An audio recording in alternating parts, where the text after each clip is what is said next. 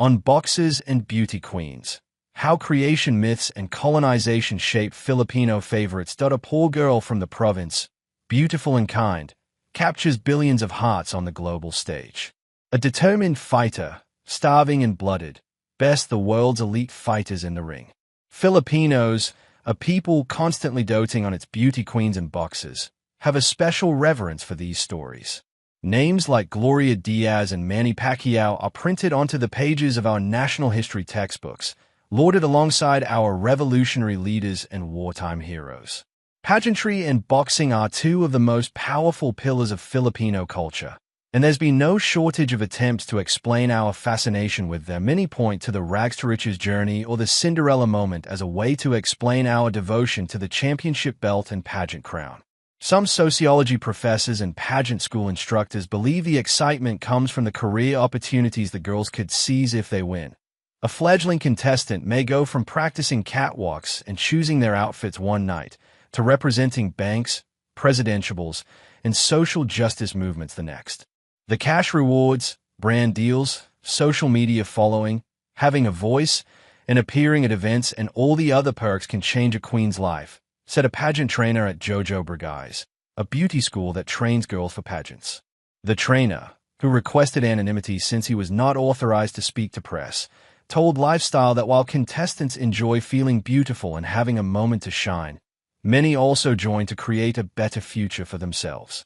I was 8 when I joined my first pageant for our barangay, said current Binabining Pulo contestant Diane Flores, whose name has been changed as she was not authorized to speak to the media.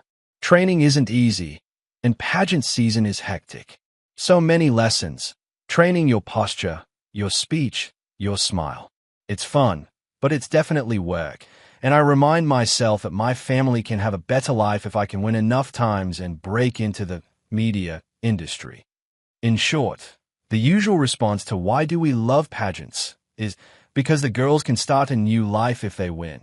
But this doesn't really answer the question. A pageant crown isn't as impactful in other countries than the Philippines, where one coronation changes lives. So, why do we value our fighters and pageant queens to the point that they are rewarded with enormous career advantages and lasting adoration?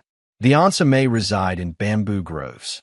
A centuries-old creation myth tells us the first Filipinos emerged from a bamboo stalk that split open after being struck by lightning. Our first man was called Malakas, strong. Our first woman Maganda, beautiful, from bamboos to big screens. The myth began as an oral tradition, which means it's been circulating before the Philippines began recording its national history by around 900 CE. But Malakas and Maganda are still present with us today.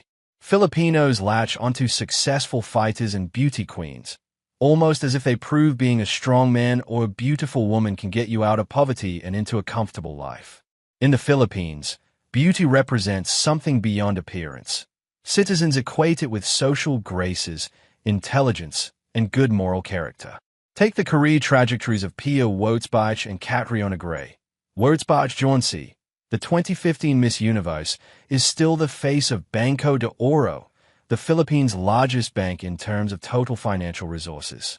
Catriona Gray, who won the same crown 7 years ago, has endorsed electoral candidates all the way to the presidential level. To Filipinos, strength also indicates gifts other than physical capabilities. The country believes anyone who possesses strength also wields courage, bravery, and dominance. The strongman trope is present in our politics, where macho politicians who show tough, authoritarian tendencies are likely to win elections and sway political decisions. Strongman culture is also seen in our penchant for action movie stars and boxers. For nearly a decade, the nation was engrossed in ABS-CBN's Ang Provinciano, the network's longest-running and most viewed primetime series. Manny Pacquiao is another prime example of Malacca's influence today. The boxer originally announced his retirement in 2016, but 9 years later, the former world champion would become the national team leader for the Philippine delegation to Physical 100, a South Korean survival show where only the strongest and fittest contestants can participate. Every fighter wants to have a boxing career like Pacquiao. But it's not about copying Pacquiao, who's just one person, said Dodi Agrabio, who coaches amateur and professional boxers, including World Boxing Council champions. The Philippines is a country of fighters. We're built for it, Agrabio tells Lifestyle.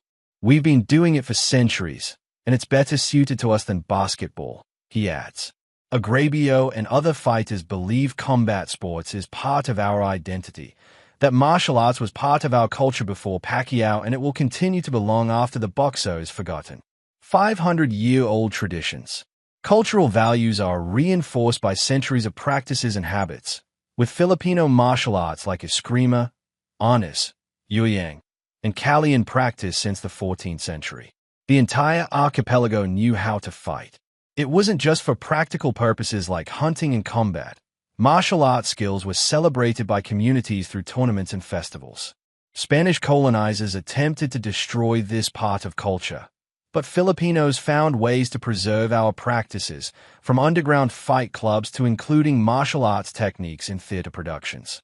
Even Jose Rizal, the Luna brothers, and Marcelo del Pilar taught arnis to their students abroad. Recounting the impact fighters like Pacquiao and Alord had on our culture feels needless at this point in time, since the two remain so influential. Our love for combat persists today, with amateur and professional boxing tournaments taking place at the barangay, city, regional, and national levels. Cultural values penetrate even the smallest circles of community, and love of pageantry is no exception. The Maganda myth was reinforced by colonial practices like the Santa Cruzan, a festival that would crown a local girl as the Queen of Flowers.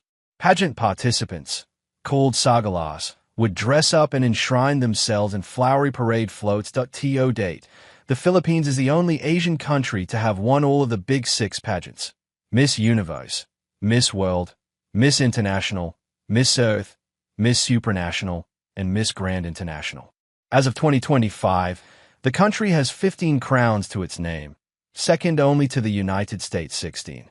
Miss Universe and Miss World, usually held at luxurious event halls, are the most popular, but pageants frequently take place in malls and auditoriums, in the same way boxing tournaments can be held in town plazas, not just in the MGM Grand Arena where Pacquiao won his belts. Our devotion for boxers and beauty queens stems from the mythical Filipinos that sprung out of bamboo stalks, and this same devotion has been nurtured through the centuries. It remains present even in the smallest of communities, not just in the rings of world championships or on international pageant stages.